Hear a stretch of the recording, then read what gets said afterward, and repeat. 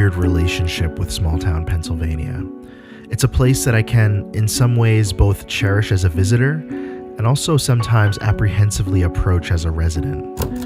I think if you've grown up in any small town, the strangely mesmerizing, infinitely cyclical mechanics of slow living can either be a backdrop of white noise to everything you know, or a siren for immediate change.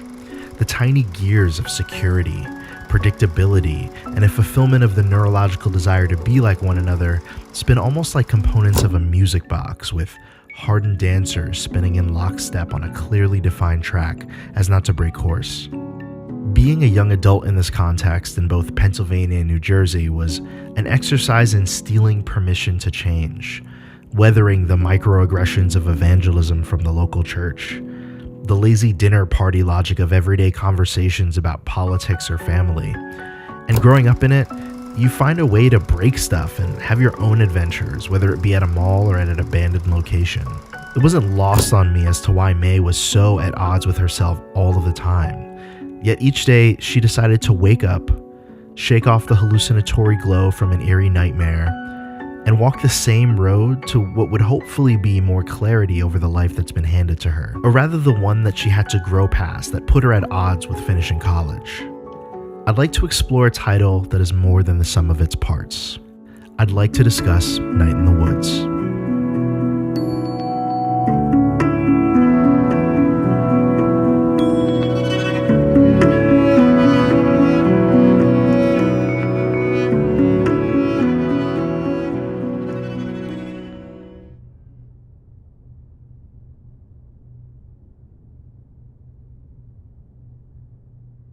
So like Richmond was chill. It was an old town full of a lot of old money.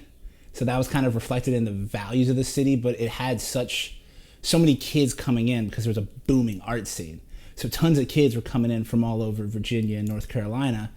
And all of a sudden it turned from this kind of run down city with streets and streets of like bombed out buildings into this hipster utopia in a manner of like 10, 15 years. So the entire city's values just completely shifted. And so there's this weird dichotomy. So there's a street called Monument Avenue, and it's all Confederate monuments. And there's this huge, honestly beautiful one, but he owned slaves, and of Robert E. Lee. And like there's a huge controversy about taking that down and replacing it with Arthur Ashe. Coming up in Richmond, you learn all about like how Richmond was so pivotal in being part of the Confederacy, and a lot of the town's pride is tied up in that, was that they were really important for this period of history, and now if we move away from that, are we losing our importance? So they're kind of afraid to move to the future because they're worried they'll lose their identity.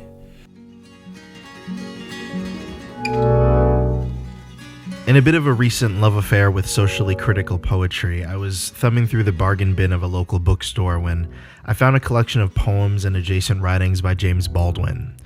Jimmy's Blues. This dude had a lot of really great things to say. Of those things, this. Freedom is not something that anybody can be given. Freedom is something people take, and people are free as they want to be. Not everything that is faced can be changed, but nothing can be changed until it's faced. His exhortation kind of struck me cold as a central theme to a lot of what the characters in Night in the Woods needed to face. You meet some of them ready to do it, ready to face their situation, simply distracted by the familiar or caught up in a final hoorah. Others, however, were kind of losing their minds in the desperate attempts to find their identity and know who they are, paralyzed by the past and unable to graft a new identity given the less ideal circumstances of life. May might be the main character, but Possum Springs is a strong supporting role, and at almost every point imaginable during your play, you have a choice of getting to know it more. Possum Springs is a bit of an ex-Mechanicsville. One can cosmetically catch some of the historical context and environmental cues of what Possum Springs was from the everyday worries of the town elders or by eavesdropping on conversations. If that doesn't click right away, many have described this story as a coming-of-age story for May. And it is, but boy, can it be a huge conduit for the experiences of her friends. This is May's hometown return from a short-lived time at college. Being back home is an exercise in facing the loose ends she attempts to tie together amongst her friends, ex-boyfriend, high school squabbles, and sense of identity. In all of this, the title's strongest motif is in its meandering and the long-term exposure to the rhythms of being somewhere familiar. It's not a test of patience as much as an invitation to know who you are and what you're surrounded by. This characterization of hometown is so essential and relatable for many. So my high school had a lot of very rich kids who drove BMWs, and then kids that would never even be able to think about having a car or anything like that, and relied on public transportation. So pretty wide gamut. And I mean, it was an American small town. It was very like, Doylestown itself is very ideal, very small town that like, it has probably not changed ever. Like, and so we would, you know, do the bullshit mall rat stuff, but we did it outdoors in public spaces. So, you know, loitered, went and into stores and made a ruckus, you know, not like hooligan stuff, but, you know, like going around and just aimlessly wandering and wasting your time together. But we also had, you know, beautiful nature around us. It's in Bucks County, which is like it's near New Hope, Pennsylvania, right on the river. I used to think that it was cool to not be anonymous. I went to a really small high school where a lot of eyes were on you, and I was like involved in a lot of different communities where I was visible.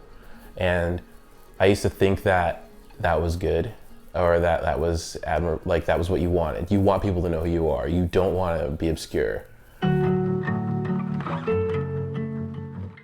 Over time, the warm familiarity and small talk with every civilian or family member brought a sense of security for me. And as many of us have experienced in our respective walks, that security can sometimes take the form of surveillance. May came home, but not to be swiftly acquainted with resolve. In fact, we witness her rub up against a lot that forces her to deconstruct her worldview. The people that are there, I think, kind of like view themselves as very like liberal and open-minded and open to new experiences. But I think it's kind of like a veneer over top of like a very fundamental and a very like rigid like belief in what the American dream is. And was doing my own thing, and it took a little bit of time for me to like, kind of figure out what I was doing, and that was like, it was sad. I mean, it's kind of like dark when like all your friends are gone and you're still there and you're like, what am I doing? Why am I still here? You know, should I pack it up and leave? But there's like the comforts that you've grown accustomed to all around you, and you don't want to leave that. But I will say that now, after living in New York for a couple of years, being able to just kind of exist without being looked at least for right now, is what I want. It's hard to feel like you're being watched. For me, it kind of made me feel like there was a sort of like Arrested Development where everyone was keeping me accountable, so I didn't really have to actually try or grow on my own. Like there was enough authority figures around me to kind of like, I used to say this to my mom and she hates this, but it was like, you guys care enough for me, so I don't care. Which is like awful. So, what a brat. I love that. From here, we stand on the sidewalk together. May and her hometown friends, Greg, Angus, and B, make the best and worst of their time, doing nothing and everything while handling the demons of some of their mental illnesses and figuring out what their place in the world is. But that's enough catch up. I'm not here to give a cold summary and draw graphs of what y'all already played. Let's do what the pillowy nerds are scared of. Let's connect this to our flesh.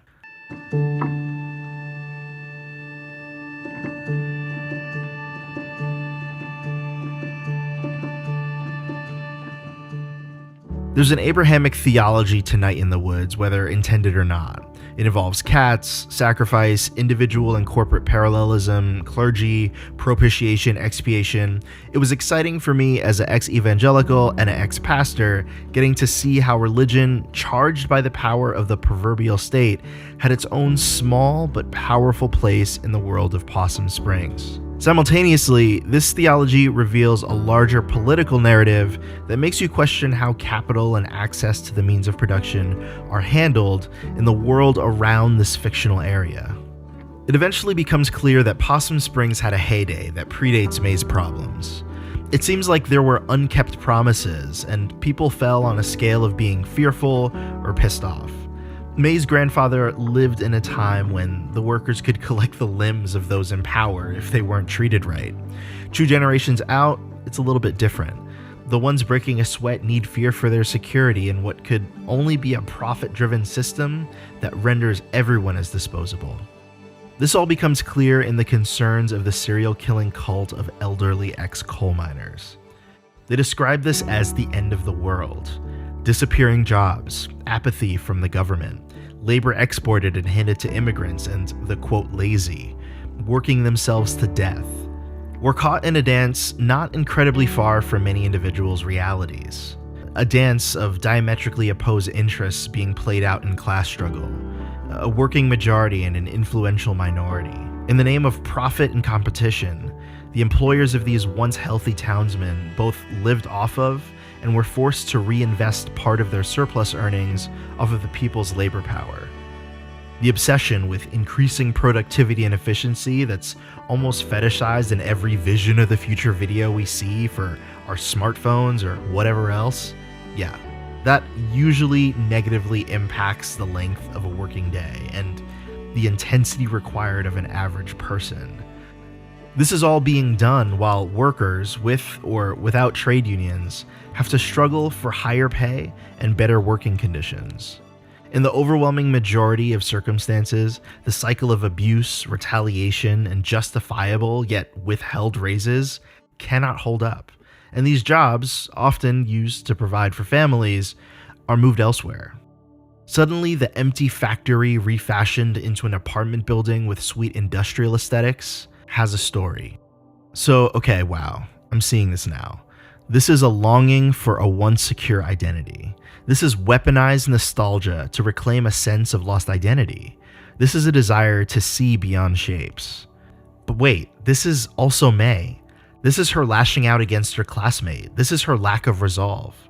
And this is where the theology is the glue. This cat god haunts everybody. When the entirety of our identity is robbed from us without permission, so is our personhood. And what's the only currency for someone who robs us of our life? It's blood. Someone must pay. Something must be the lamb sacrifice. For the workers, the lamb was those who were not tied to the town and didn't invest their sweat at the right time. This group of people organized and became the self-appointed fingers of imperialism. Now, why the hell are the actions of a cult of serial killers being equivocated with the most relatable coming-of-age dilemma? It took me a moment to unpack what might be condemned and condoned. Not as a question of the artist's intent, I have no interest in knowing that, but for my own understanding, because I see the line connecting May's human condition to these disgruntled elderly men. To start, Night in the Woods sets a record. For the first time, you're dealing with coming to terms with what it's like to be under power, where in most games, you're typically trying to acquire all of the power, usually by force, usually by imperialism. Secondly, May was not the coal miners because she owns up to her demons. She ends the title by making a plea with the universe to feel the loss, to feel what losing is, to claim the pain that comes with a season of life ending.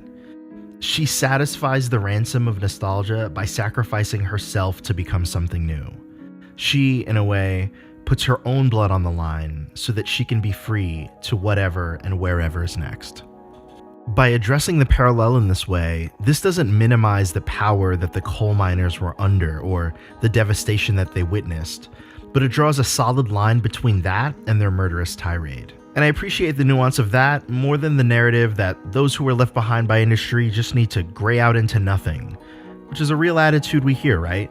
We just need to move on and let these ideologically backwards towns rot. That the true saviors of the world are the city neoliberals paying exorbitant rent and empowering tech monopolies for instant meal deliveries and Instagram-ready subscription water.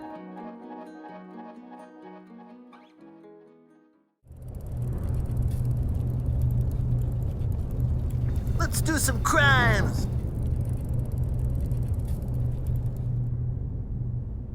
I kind of began questioning my attractions to various other human beings outside of the societal norm, as it's been called, through my second degree. I was actually a fairly devout Catholic my first time through, and that probably held me back a little bit. And then I literally left and I had kind of a crisis of faith. So once I left college, I realized I was just kind of out on my own. Because the values of kind of treating your fellow man as another person were still kind of there, but kind of who I was didn't line up with the values of the town I lived in. It was full of lovely, very nice people, but they were so just, the idea of like a bi-atheist guy sharing a lot of their values didn't mesh up because their values were so tied into their beliefs. In just about every corner of the internet, there exists what I've, for the past couple years, referred to as the BuzzFeed crowd. Now, BuzzFeed is fine. This isn't about BuzzFeed as a company. I have a crush on Isaac Fitzgerald, and I have a few friends who have contributed amazing work for it. But I use this term to describe a kind of fast news, fast learning online attitude that uses low fidelity terminology to sometimes incompletely describe high fidelity ideas, usually real sociological terms that end up becoming Twitter vernacular. And one low fidelity word that I hear often in reference to socially impactful media is representation. Irresponsibly, representation is used as a purely quantifiable golden ratio of the right kinds of characters in a story or creators on a project in order to make a movie or a game socially relevant. X number of people from this underrepresented background or worldview makes the whole work either noteworthy or more of the same. The problem is, if there's an elite group of people making the lives of everyday individuals miserable, mixing up the optics and keeping the practice the same does no one any favors. Responsibly, I believe that representation is less about a keen obsession with counting and more about asking what kind of permission is an empathetic piece of art giving to a subset of people who wouldn't typically see themselves reflected in other places. The most fruitful version of representation is permission. And boy, Night in the Woods was a time-release capsule of permission. Growing up in hardcore and DIY basement shows and being consumed with digging up and restoring old queercore zines, I was so interested in spending time with Greg. I feel no qualms about admitting that the moment I was given the power to, I spent the entirety of my time in Possum Springs hanging out with him. I spent no time with B. I was excited to go to bed and wake up and find out what Greg wanted to do. I was interested when he began to share his story and his problems. I was all in on doing crimes. He seemed like the kind of person who listened to Tribe 8, Anti-Scrunti Faction, Limp Wrist, and maybe Pansy Division, but like before Green Day featured them on their '94 national tour. He seemed like the kind of rascal who had strong opinions about Riot Girl's commercial success. For the first time, I was encountering this personality that so reasonably exists and has existed for decades in the real world, but it's nearly impossible to find, even in queer stories. This is the first fictional occurrence of somebody like this that I've ever experienced, and it's a thing. And I medium key kind of don't really understand how Greg and Angus were written so convincingly well, given all of that. I just have an insurmountable amount of respect for Bethany Hockenberry and Scott Benson's writing. Like, without even knowing them, I have an understanding of the kind of people in their lives, and it seems like good company. It seems like they like good people. And to know a writer said to themselves, there's someone out there who would appreciate X, and then to be that someone is a feeling of validation that I can't completely describe. I think that what's interesting, well, the most interesting part about Night in the Woods is the fact that I barely noticed the story because I was so enamored by the idea of being able to eat pizza with other queer characters. Greg and Angus's relationship is so normalized that all I really wanted to do in that game was follow Greg around and see what his life is like, because I'm so used to queer characters being plot devices and not just being people you can visit at work. This made the heart, the longest stride of Night in the Woods, feel like a moment that I wasn't supposed to have. One that I knew I wouldn't likely get again. And in many ways, setting certain parts of Greg and Angus's journey next to mine and my own partners offered a sense of solace and affirmation that the motions of leaving our respective towns to find the freedom to change can sometimes come at the cost of doing something difficult. Yeah, being a queer person in a small town is like really tough. I guess I'm like turning 27 this year, and I've only kind of gotten used to that fact. Like I've kind of just denied it. When I was around that time, I had just released an album on one of Skrillex's like sister labels on SHQ. So like a lot of young musicians all around the country were finding out about me, and I actually taped my dad flipping out at me, and I posted it. I said, "This is what I've been living with. Can people help me?" And like I slept on like tons of people's couches. People donated money. Like the only reason why I was able to get out of there is because of this parasocial relationship that I had developed through my music. And so like, I was couch surfing and living with my grandma and finding job opportunities because people knew like, "Oh, I saw that crazy video of your dad calling you like that's fucked up. Like, how can I help?" And so like, even despite how fucking hard everything was, like I still had like a fan base who would help me, and like I still had like a social network of people who were sympathetic to my struggle, who would send me a couple $100 every month to help me with rent if I was really like that struggling. But like not everyone makes music, and not everyone like generates a basis of people who care about them just like intrinsically.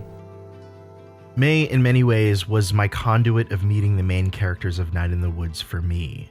It's truly how I felt, and it's a testament to how much Greg and Angus aren't accessories or story rails. After being here, certain questions about my character were answered.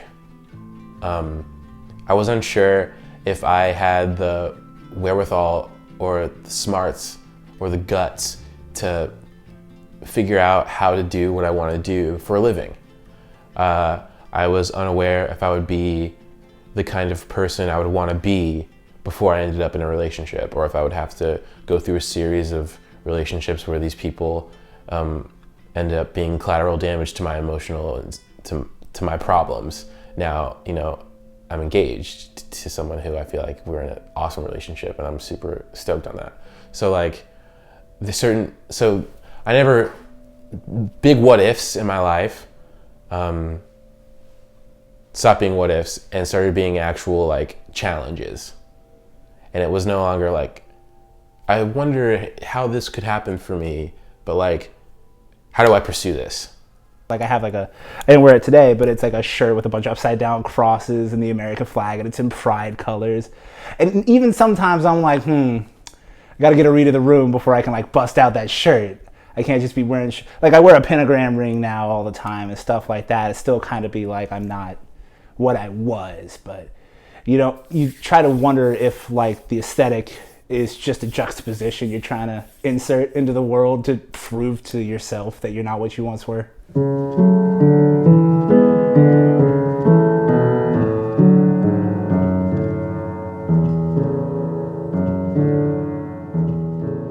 Night in the Woods was something special and specific for me. From the subtle parallels of belonging to a faith community that reflected my own experiences in Bucks County, Pennsylvania, to the inescapable stagnation of becoming that can pressurize our fears and dreams until they grow a thick moss of toxic nostalgia. 2 years of this title being out has produced a bevy of amazing consumer reports, buyer's reviews, prescriptive deconstructions, heartfelt reflections, and liberal stink pieces, and they've all been intriguing to watch, from apolitical dry reads to caricaturized and somewhat embarrassing coastal understandings of the Appalachian experience. I think after playing for myself, I selfishly wanted to find a video essay that got at some of the smaller parts of the story that might only slap hard for some of us. In an attempt to add to that space, I made this. I hope this small journey could mean something for someone, maybe even just one. As an immigrant kid from Trinidad who grew up mostly in North Jersey, I'm not naive enough to believe that even my traveled experience is enough to fully see the nuances of Possum Springs in full. I can, though it would be very New York of me to try. It was a breath of fresh air to witness a new perspective, and it was a gift to see some of my own. I feel like Bethany, Alec, and Scott can come to the end of their respective journeys with much under their belt, but one thing particularly being making art that counted for the small voices, for legitimate and often muted life circumstances, for unrequited justice, and for unsatisfying band practices all across America.